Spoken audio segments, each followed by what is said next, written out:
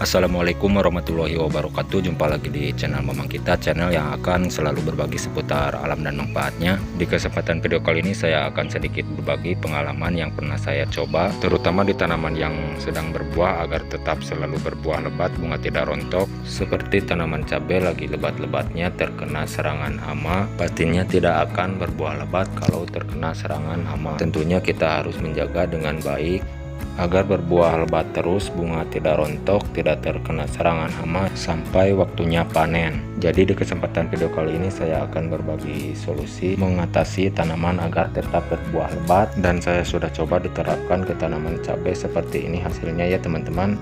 Hanya menggunakan bahan-bahan organik, 3 paduan bahan-bahan organik yang saya akan gunakan dan akan saya olah dijadikan racun hama plus pupuk. Oke teman-teman, langsung saja ke cara pembuatannya.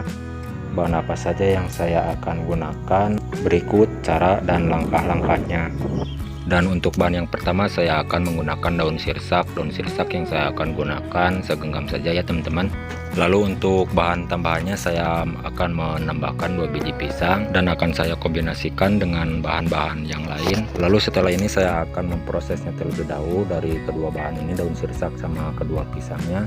Dan untuk langkah pertama untuk memprosesnya ya teman-teman, di sini saya akan mempersiapkan alat penumbuk, lompang batu atau bisa disebut jublek ya teman-teman kalau istilahnya Sundanya. Cara manual yang saya akan gunakan untuk cara menghaluskan dari kedua bahan, daun sirsak sama pisangnya ya teman-teman, seperti ini. Jadi saya akan menggunakan cara manual. Jadi alasan saya menggunakan daun sirsak ini, unsur haranya sangat luar biasa ya teman-teman, mampu mengusir hama atau membunuh hama, apalagi akan saya kombinasikan dengan bahan-bahan yang lain. Setelah ini kalau sudah dipisahkan daun sama rantingnya, dimasukkan ke alat penumbuk, langsung saja diproses dengan ditumbuk seperti ini. Usahakan waktu penumbukannya sampai halus agar lebih mudah waktu menyampurkan dengan bahan-bahan yang lain.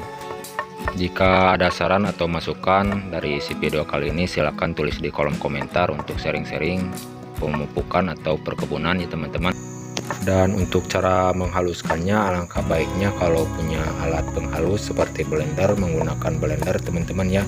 Dikarenakan saya belum punya alat penghalus seperti blender, jadi cara seperti inilah yang saya ambil, cara manual menggunakan lompang batu atau bisa disebut jublek ya teman-teman.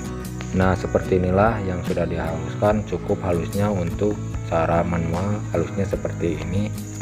Dan untuk langkah yang kedua, di sini saya akan mempersiapkan 2 biji pisang lalu diiris terlebih dahulu agar lebih mudah waktu penumbukannya ya teman-teman, diiris-iris kecil terlebih dahulu seperti ini. Jadi untuk bahan yang kedua ini menggunakan pisangnya itu menggunakan pisang raja ya teman-teman.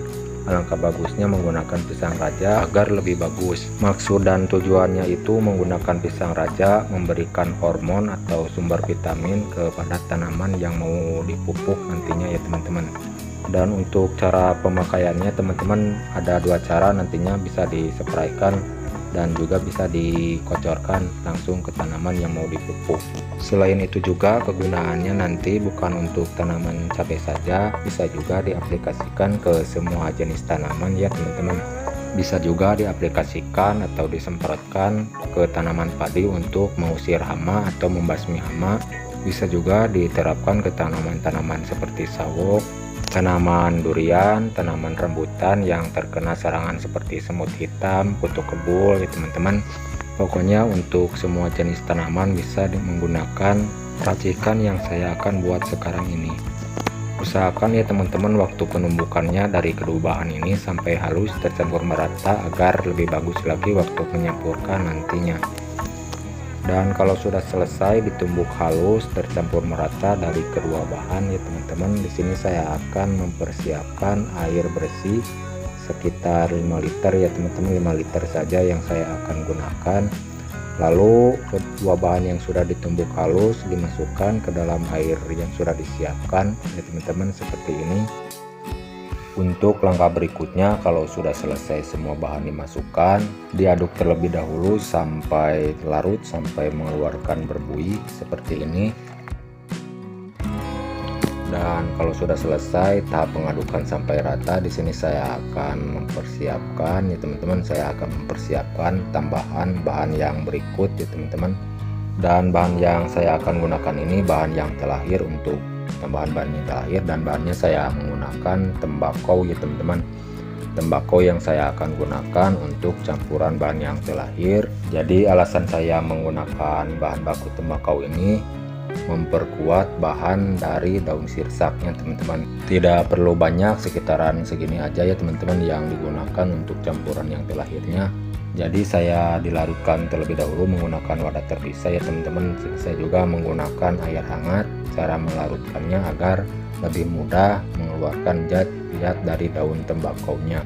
Sekali lagi saya tegaskan maksud dan tujuannya dari kedua bahan daun sirsak sama daun tembakaunya ya teman-teman, ini untuk mengusir hama atau membasmi hama pada tanaman. Jadi tanaman kita pas lagi lebat-lebatnya terkena serangan hama, mungkin bisa rontok, tidak berbuah lebat.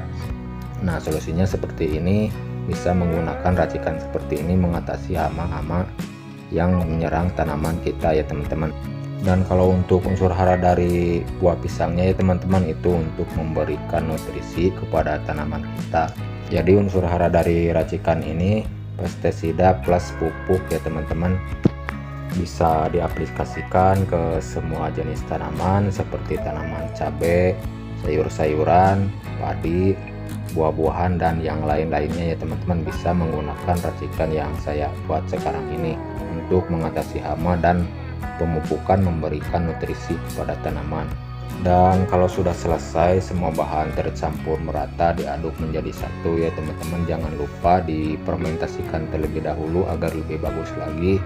Dan untuk tahap fermentasinya diamkan terlebih dahulu sekitar 1 minggu atau 2 minggu agar lebih bagus lagi unsur haranya.